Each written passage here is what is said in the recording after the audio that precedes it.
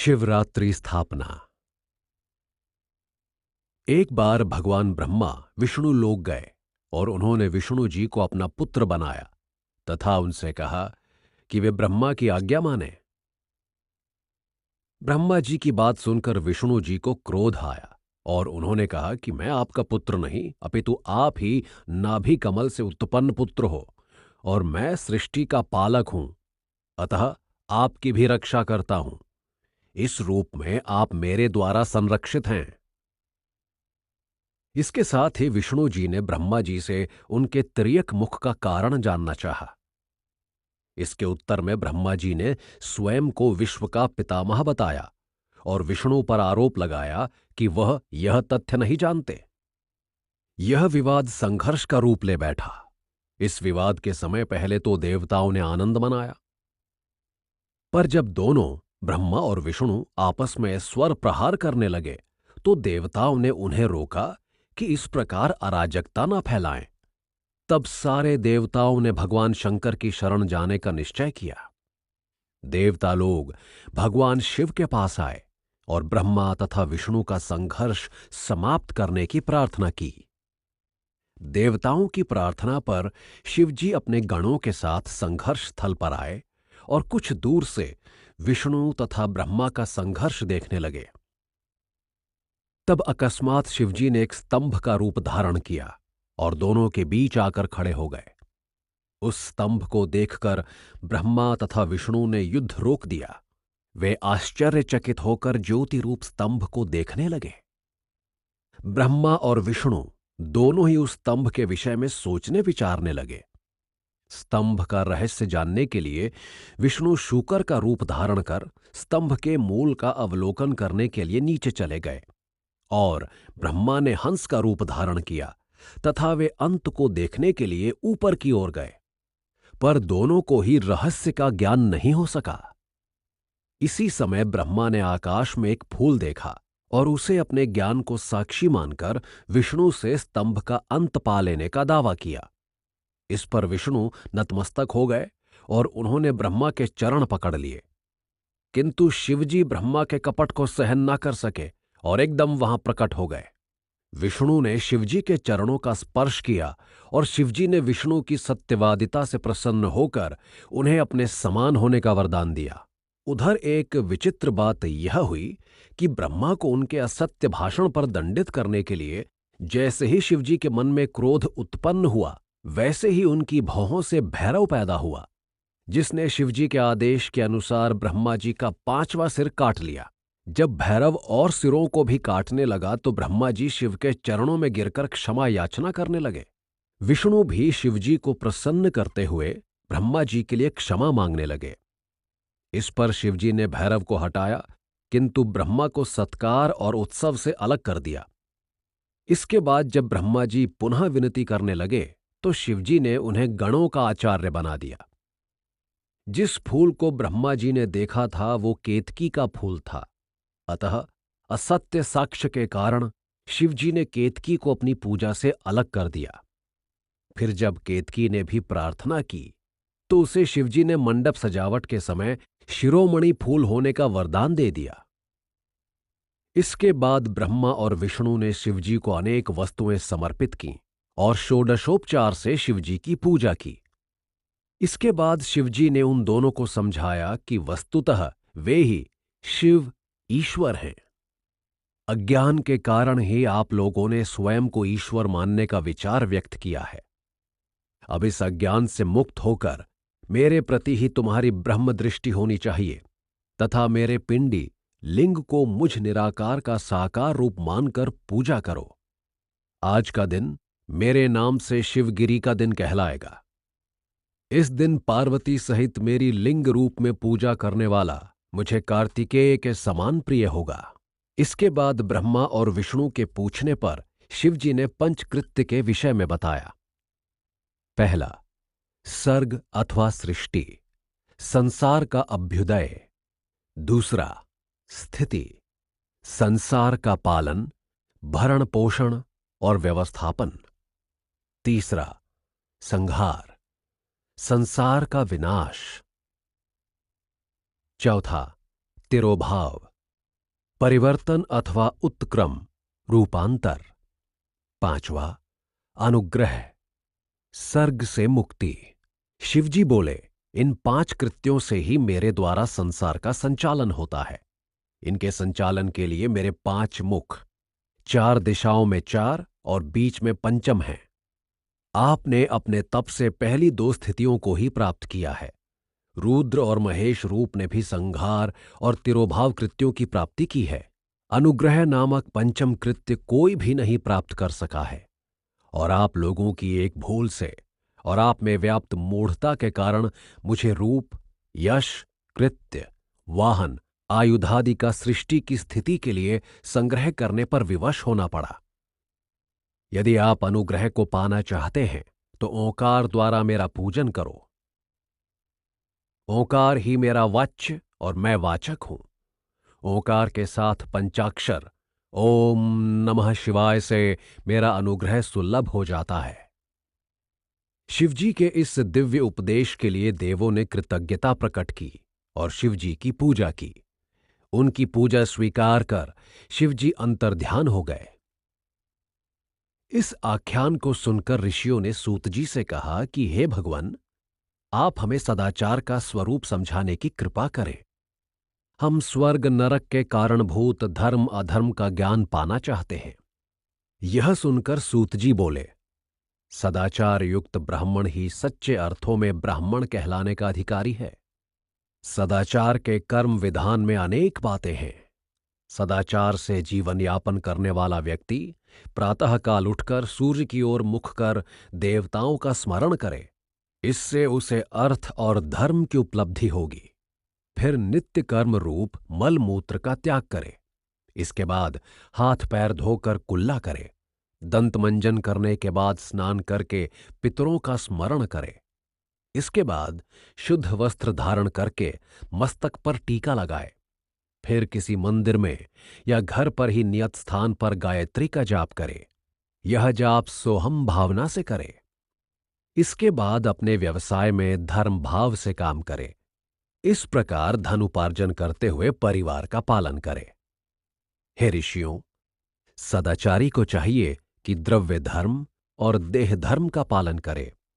दान करना, यज्ञ करना, मंदिर वापी बनवाना द्रव्य धर्म कहलाता है और पूजा अर्चना तथा तीर्थ भ्रमण आदि देह धर्म कहलाता है। द्रव्य धर्म से धन वृद्धि, देह धर्म से दिव्यत्व की प्राप्ति होती है। इनके सांगोपांग समन्वय से मनुष्य का अंतःकरण शुद्ध होता है। इसके बाद ऋषियों के यह पूछने पर कि शिवलिंग की स्थापना कहाँ और किस रूप में की जाए, सूतजी ने कहा कि गंगा या किसी भी पवित्र नदी के तट पर या जहां कहीं भी सुविधा हो, शिवलिंग की स्थापना हो सकती है। समय और स्थान का बंधन नहीं है। लोहा, पत्थर या मिट्टी किसी से भी बना 12 अंगुल का लिंग उत्तम होता है। लिंग के आसपास गोबर मिली मिट्टी से स्थान को स्वच्छ रखना चाहिए। नवनीत, भस्म, कनेर के फूल, फल, गुड़ आदि वस्तुओं से लिंग की पूजा करनी चाहिए। पूजा करने के लिए ओम नमः शिवाय का जाप करना चाहिए। नमः शिवाय के साथ ओम सर्वदा लगाना चाहिए। यदि संभव हो सके तो शिवलिंग के चारों तरफ 4000 हाथ दूरी का वर्ग क्षेत्र होना चाहिए और उस क्षेत्र में कुआं वापी आदि होना चाहिए। सूत जी ने कहा कि भारत में गंगा, सरस्वती आदि नदियों के तटों पर अनेक शिव क्षेत्र हैं। इन क्षेत्रों में निवास करने और पूजा करने से सिद्धि की प्राप्ति होती है। पुण्य प्राप्ति के साथ अपुण्य या पाप के विषय में बताते हुए सूत जी ने कहा कि शिव क्षेत्र में पाप करने से अत्यधिक हानि होती है। उसका परिहार बहुत बड़े पश्चाताप से ही हो सकता है। सूत जी ने आगे बताया कि पाप पुण्य के 3 चक्र होते हैं: बीज, वृद्धि और भोग। ज्ञान द्वारा इन तीनों में संतुलन किया जा सकता है। ज्ञान की प्राप्ति भी प्रत्येक युग में भिन्न रूप से होती है। सतयुग में ध्यान से, त्रेता में तप से, द्वापर में भजन योग से ज्ञान की प्राप्ति संभव है। कलयुग में ज्ञान की प्राप्ति प्रतिमा के पूजन से ही संभव है। इसलिए तत्व ज्ञान के अभ्यर्थी भक्त को प्रतिमा पूजन में ध्यान लगाना चाहिए। कलयुग में द्रव्य धर्म की प्रतिष्ठा अधिक है। कलयुग में न्याय द्वारा अर्जित धन कार्यों में लगाना चाहिए। भक्त जो कुछ भी अर्जित करे उसका एक भाग धार्मिक कार्यों में, एक भाग व्यापार वृद्धि में, एक भाग भवन निर्माण में तथा विवाह आदि कार्यों में व्यय करना चाहिए। जो व्यक्ति व्यापार से अर्जित धन के छठे भाग को और कृषि से अर्जित धन के 10वें भाग को धर्म कार्य में व्यय नहीं करता, वह सदाचार के नियमों का उल्लंघन करता है। दूसरों में दोष दृष्टि न देखना, द्वार आए याचक को निराश न लौटाना, अग्निहोत्र करना सदाचार के अंग हैं। मुनियों ने सूत जी से कहा कि अग्नियज्ञ, देवयज्ञ, ब्रह्मयज्ञ, गुरु पूजा और ब्रह्म तृप्ति के स्वरूप को समझाइए। सूत जी बोले, ये पांचों महायज्ञ अत्यंत पुण्यदायक हैं, इनका स्वरूप समझ लेना चाहिए। अग्नि यज्ञ है अग्नि में द्रव्य युक्त हवन करना। समिधा द्वारा यज्ञ करने के साथ आत्मा में ही अग्नि प्रज्वलित करके यह यज्ञ संपन्न किया जा सकता है। प्रातः काल के अग्नि यज्ञ से आयु वृद्धि होती है और सायंकाल के यज्ञ से संपत्ति वृद्धि। देव यज्ञ है देवताओं की तृप्ति के लिए यज्ञ में आहुति देना। ब्रह्म यज्ञ है नियम पूर्वक वेदांगों का अध्ययन। गुरु पूजा है धन धान्य और अन्नादि से वेद पाठी की सेवा करके उसे संतुष्ट करना। ब्रह्म तृप्ति है नियम पूर्वक आचरण करते हुए आत्मा रूप ब्रह्म को तुष्ट करना। वारों के सृष्टि विषय में बताते हुए सूत जी ने कहा, महादेव ने ही लोक कल्याण के लिए पहले आदित्यवार तथा बाद में अन्य वारों की स्थापना की। इसके साथ प्रत्येक दिन के लिए पूज्य एक देवता और उसके पूजा फल का विधान किया। सम्यक और स्वस्थ जीवन यापन करने के इच्छुक भक्त इन वारों से संबद्ध देवताओं की पूजा करते हैं। पूजा के स्वरूप में देवताओं का ध्यान करना, उनके मंत्र का उच्चारण करना, उनके लिए या उन्हीं का होम करना, उनके नाम पर दान और उनके विधान का जप तप करना, इस प्रकार प्रत्येक वार से संबद्ध देवता की पूजा का अपना पृथक फल होता है। आदित्यवार देवता शंकर, पूजा विधि प्रतिमा पूजन, ब्राह्मण भोजन, फल पाप शांति और रोग मुक्ति। सोमवार देवता लक्ष्मी, पूजा विधि ब्राह्मण भोजन, फल धन प्राप्ति। मंगलवार देवता काली, पूजा विधि दालों का दान और ब्राह्मण भोजन, फल रोग शांति। बुधवार देवता विष्णु, पूजा विधि दधि अन्न आदि से विष्णु पूजन, फल मित्र पुत्र स्त्री आदि की पुष्टि। गुरुवार देवता गुरु, पूजा विधि वस्त्र घृत, यज्ञोपवीत आदि से गुरु पूजा, फल दीर्घायुष्य लाभ।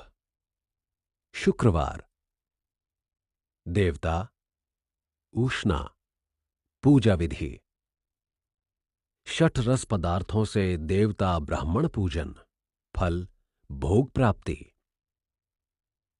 शनिवार देवता तिलक, पूजा विधि होम दान, फल रूपवती स्त्री की प्राप्ति। सूत जी कहते हैं कि देव यज्ञादि से परिपूर्ण घर सुख शांतिदायक होता है। घर से 10 गुना कोष्ठ, कोष्ठ से 10 गुना तुलसी या पीपल के नीचे का स्थल, उससे 10 गुना मंदिर, उससे 10 गुना कावेरी गंगा आदि का तीर्थ, समुद्र तट, पर्वत शिखर पर पूजन करने से फल की प्राप्ति होती है। पूजा के लिए जितना सुरम्य स्थल हो, प्राकृतिक संपदा हो, उतना ही शुद्ध मन से की जाने वाली पूजा का फल मिलता है। सूत जी कहते हैं कि युगानुरूप फल प्राप्ति के अंश में घटा बढ़ी होती रहती है। सत्य युग में पूर्ण फल, त्रेता में 1/3 और द्वापर में अर्ध फल की प्राप्ति होती है। कलयुग में ये मात्रा 1/4 रह गई है, किंतु शुद्ध हृदय से किया गया पूजन पूरा फल देता है। कुछ विशेष दिनों में पूजा का फल अधिक होता है। सामान्य दिन की अपेक्षा रवि संक्रांति के दिन 10 गुना, तुला और मेष संक्रांति के दिन उससे 10 गुना और चंद्र ग्रहण में उससे भी 10 गुना तथा सूर्य ग्रहण में सर्वाधिक फल प्राप्त होता है। सूर्य ग्रहण पूजा के लिए सर्वोत्तम समय है। सूत जी से मुनियों ने पूछा कि हे महात्मन, आप शिवजी की पार्थिव पूजा के विधान को बताने की कृपा करें। इस पर सूत जी बोले, हे मुनियों, मैं तुम्हें स्त्री पुत्रादि प्राप्त करने वाला, अकाल मृत्यु को दूर करने वाला, धन धान्य देने वाला विधान बताता हूं। स्वयं निर्मित शिवलिंग पर 1 सेर, देवताओं द्वारा बनाए गए शिवलिंग पर 3 सेर तथा स्वयं प्रकट शिवलिंग पर 5 सेर का अन्न का नैवेद्य चढ़ाना चाहिए। लिंग का प्रमाण 12 अंगुल चौड़ा तथा 25 अंगुल लंबा है। इस प्रकार पार्थिव रूप से की गई लिंग पूजा सभी अभीष्ट फलों को देने वाली है। यह सारा बिंदु नादात्मक है। शक्ति का नाम बिंदु और शिव का नाम नाद है। इन दोनों का समन्वय शिवलिंग है और शिवजी के समाविष्ट होने के कारण योनि और लिंग दोनों रूप जगत के सृष्टा हैं। इसके साथ देवी रूप माता और बिंदु रूप पिता नाद की पूजा करने से परम आनंद की प्राप्ति होती है। आदित्यवार के दिन गोबर, गोमूत्र, गौ का दूध, घी और मधु को मिलाकर शिवलिंग को स्नान कराकर नैवेद्य अर्पण करना चाहिए। सूत जी बोले, हे मुनियों, प्रकृति में 8 बंधन होते हैं। पंचतन मात्रा और बुद्धि, गुणात्मक अहंकार में बंधने के कारण आत्मा जीव कहलाती है। जीव देहात्मक है और उसका क्रियाकर्म है। कर्म का फल होता है और कर्मफल पाने के लिए बार बार शरीर धारण करना पड़ता है। शरीर के 3 रूप स्थूल, सूक्ष्म और कारण होते हैं। स्थूल शरीर व्यापार करता है, सूक्ष्म शरीर मांग करता है तथा कारण शरीर आत्मा के उपभोग का आधार है। कर्म के रज्जू से बंधा हुआ यह शरीर चक्रवत घूमता रहता है। जीव का यह बंधन शिव की पूजा से ही दूर होता है। शिवलिंग में मन, वचन और कर्म से आस्था रखते हुए उसकी पूजा करते हुए मनुष्य शिव रूप और आत्माराम हो जाता है। मुनियों ने पूछा कि लिंग आदि के भेद से पूजा का विधान क्या है। तब सूत जी ने बताया, सबसे पहला प्रणव लिंग है। यह स्थूल और सूक्ष्म दोनों है और इसे ही पंचाक्षर कहा गया है। पृथ्वी के विकास के 5 लिंग कहे गए हैं। स्वयं लिंग, देवता और ऋषियों के फल स्वरूप पृथ्वी को फोड़कर प्रकट होने वाला स्वयं लिंग कहलाता है। बिंदुलिंग, इसे पृथ्वी आदि की वेदिका पर प्रणव मंत्र से लिखा जाता है। प्रतिष्ठित लिंग, एक पात्र में रखकर घर में स्थापित किया गया लिंग। चरलिंग, प्रत्येक पूजा काल में बनाया गया और फिर विसर्जित किया जाने वाला लिंग। गुरुलिंग, गुरु द्वारा प्रतिष्ठापित किया गया शिव रूप लिंग। भक्त को सब कार्यों से पहले गणेश जी की वंदना करनी चाहिए और फिर दैहिक, दैविक, भौतिक तापों को दूर करने के लिए विष्णु का पूजन करना चाहिए। इसके बाद शिवजी का महाभिषेक करके उन्हें नैवेद्य समर्पित करते हुए ब्राह्मणों को भोजन कराना चाहिए। 1,00,000 मंत्रों के द्वारा शंकर को नमस्कार करके 108 मंत्रों द्वारा सूर्य को नमस्कार करना चाहिए। शिवजी की कृपा दृष्टि पाने के लिए अपने को बिल्कुल अकिंचन समझकर विनती करनी चाहिए। मुनियों ने सूत जी से प्रार्थना की कि वे पार्थिव महेश्वर की महिमा का वर्णन करें, जिसे उन्होंने व्यास जी के मुंह से सुना। सूत जी बोले, पार्थिव लिंग सबसे श्रेष्ठ है। देवता, ऋषि, मनुष्य, गंधर्व, सर्प और स्वयं ब्रह्मा तथा विष्णु पार्थिव महेश्वर के पूजन से पूर्ण काम हुए हैं। जिस तरह से नदियों में श्रेष्ठ गंगा है, मंत्रों में ओंकार है, वर्णों में ब्राह्मण, पुरियों में काशी है और शक्ति में दैवी शक्ति श्रेष्ठ है, उसी प्रकार पार्थिव महेश्वर सबसे अधिक श्रेष्ठ और पूजनीय हैं। पार्थिव महेश्वर की पूजा करने वाला भक्त शिवलोक का वासी होता है, और जो ब्राह्मण होकर भी पार्थिव महेश्वर की पूजा नहीं करता, वह नरक में जाता है। पार्थिव महेश्वर की संख्या इच्छा के अनुसार ही मानी गई है। विद्या पाने के लिए 1,000,000, पुत्र प्राप्ति के लिए 1,500,000 और भूमि की प्राप्ति के लिए 1,000,000 तथा धन वस्त्र की प्राप्ति के लिए 500 पार्थिव महेश्वर बनाकर उनका पूजन करना चाहिए। इन सबसे महत्वपूर्ण है मोक्ष की अभिलाषा। इसके लिए 1 करोड़ पार्थिव लिंग बनाकर पूजा करनी चाहिए। इस प्रकार पूजा करने से ब्राह्मण और ऋषि के श्राप से पीड़ित व्यक्ति भी त्रिजग्नमयी अष्टमूर्ति शर्व, भव, रुद्र, उग्र, भीम, ईश्वर, महादेव, पशुपति का पूजन करने से श्राप मुक्त होकर भगवान शिव के सायुज्य को प्राप्त करता है। मुनियों ने शिव पूजा के अन्य साधारण और असाधारण विधानों को जानना चाहा तो सूत जी बोले कि भक्त को चाहिए कि वह पवित्र स्थान से गृहीत मिट्टी से पिंड बनाए। पिंड बनाने से पहले उसे जल से शुद्ध कर ले और पार्थिव महेश्वर की रचना करे। ओम नमः शिवाय मंत्र से पूजा की सामग्री को शुद्ध करे, भुर्क्षी मंत्र से सिद्ध करे और आपोस्मान मंत्र से जल का संस्कार करे। नमः ते रुद्र से स्फटिक बंध करे और नमः करते हुए पंचामृत से प्रोक्षण करे तथा नमो नीलग्रीवाय मंत्र से महेश्वर की प्रतिष्ठा करे और एतते रुद्राय मंत्र से सुंदर आसन समर्पित करे। नमो महांतम मंत्र से याते रुद्र उच्चारण करते हुए पार्थिव महेश्वर को आसन पर बिठाए। इसके बाद इस मंत्र से स्नान, रुद्र, गायत्री से अर्घ्य अर्पित करे। फिर दधिकादयो घृत यावह पृथ्वीव्याम मंत्रों से दही, घी और दूध से स्नान कराए। इस प्रकार वेद विधि से पार्थिव लिंग की पूजा करे। यह विधि अपेक्षाकृत कठिन है, इसलिए एक साधारण विधि का उल्लेख भी किया गया है। सूत जी कहते हैं कि शिव का भक्त हर, शंभु, शूलपाणी, शिव, पशुपति आदि अनेक नामों का स्मरण करके मिट्टी से शिवलिंग की रचना करे, फिर स्नान पूजन करके क्षमा याचना करे तथा ओम नमः शिवाय का जाप करते हुए शिव जी का ध्यान करे। हाथ में पुष्प और अक्षत लेकर भगवान शंकर से इस प्रकार याचना करे, हे शिव, मैं आपका ही हूं, क्योंकि आप में चित्त लगाया हुआ है। आप वेदों, शास्त्रों, ऋषियों के द्वारा भी अगम्य अज्ञेय हैं। मैं आपकी महिमा का पार कैसे पा सकता हूं? अज्ञान और ज्ञान से मैंने जो भी आपको भक्ति समर्पित की है, वह आपकी ही कृपा का फल है। आप मेरी रक्षा करें, मैं आपका शरणागत हूं। इस प्रकार विनम्र प्रार्थना करते हुए भक्त को चाहिए कि वह शिवलिंग की प्रदक्षिणा करे और शिवलिंग का विसर्जन करे। सत्यवृत्ति आचारवान शिव भक्त के लिए नैवेद्य अग्राह्य नहीं है।